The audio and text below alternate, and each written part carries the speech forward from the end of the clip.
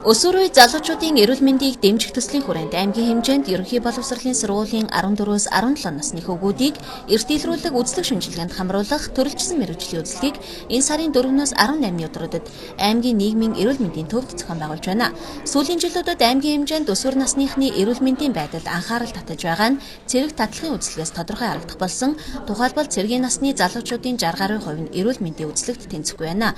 Үүнээс дотор мэс засал, чих хамар хоолой, нүд, халдвар төвчлөлийн хувь өндөр байна. Ийм учраас орон нутгийн зүгээс дээрх төслийг санаачлан залуучуудыг өсвөр наснаас нь эрүүлжүүлэх зорилгоор эрт илрүүлэг үзлэг шинжилгээ, эрүүл зан үйлийг төлөвшүүлэх нийгмийн эрүүл мэндийн сургалт сурталчилгааг зохион байгуулж байна.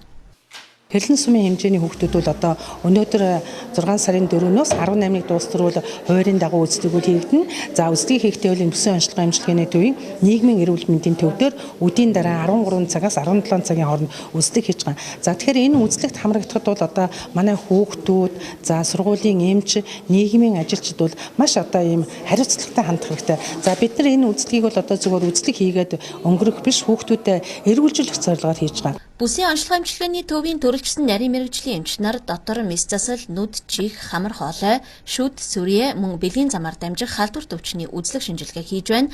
Аймгийн хэмжээнд 14-өөс 17 насны 1598 сурагчийг үзлэгт хамруулах судалгаа гарсан байна.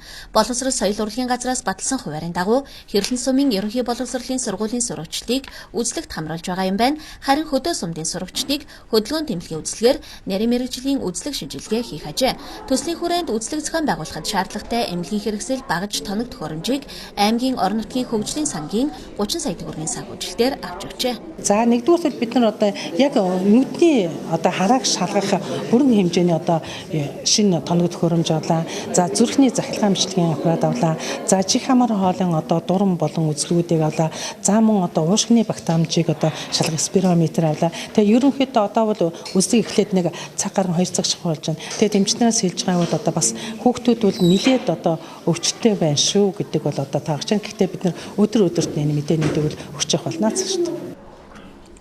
Хуучин архаг хууч өвчтөе эмнэлэгт үзүүлж байсан хяналтанд байдаг хүүхдүүдийг эмнэлгийн карттай нь явуулахыг нийгмийн эрүүл мэндийн төвөөс эцэг эхчүүдэд зөвлөж байна. Эхний удаад үзлэг шинжилгээ хийгээ зогсохгүй өвчтөе хүүхдүүдийг төвөрлөж дараагийн шатны эмчилгээнд хамруулах юм байна.